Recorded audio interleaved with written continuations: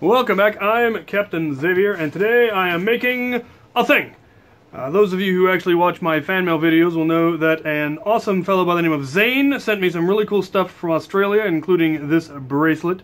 And it was part of a blaster exchange, and I finished his blaster, but I didn't have a bracelet for them.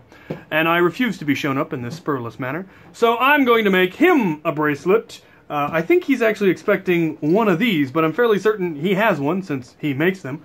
And I'm going to make him something that he probably doesn't have. I'm going to make a brass and leather dart-holding bracer. For fun. It'll probably hold 6 darts, maybe. Hopefully. We'll see how it works out, but we're going to be making it out of the same brass that I make the cloak clasp discs out of.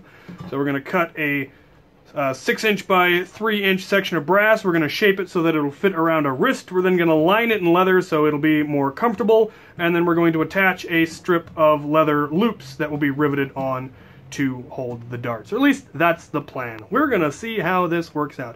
I also recently acquired some elastic bands that I think came out of some tack gear that John bought, and if the leather loops aren't working out, I may try it with elastic. So I don't think it'll look as good, so I'm hoping the leather works, but that is the plan. So, step 1, cutting the brass.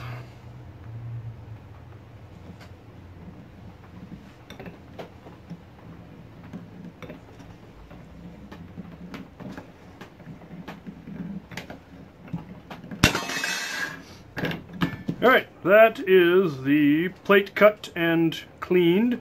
Brass is a very soft metal, so you don't want to use a metal hammer because it will leave it full of marks. So I've got a rubber-headed hammer that I will be doing the dirty work with. I realize I haven't shown you folks at home anything in a while. So, I've cut the metal, curved the metal, added the buckles. I wish I had some leather dyes so I could make this a different color, but I don't, so he's getting raw leather.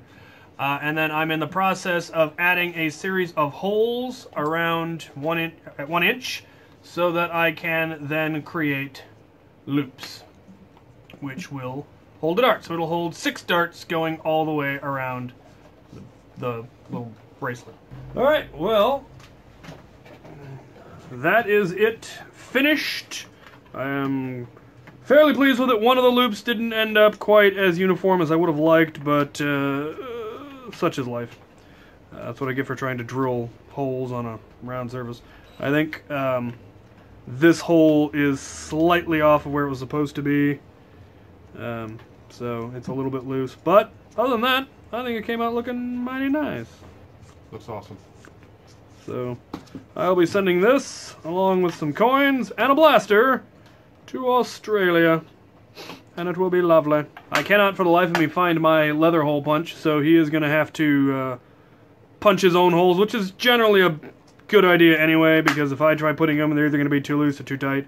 I put in a couple that should be rough. I put in one each, which should roughly be his wrist measurements, but if it's too big or too small, he can add more holes.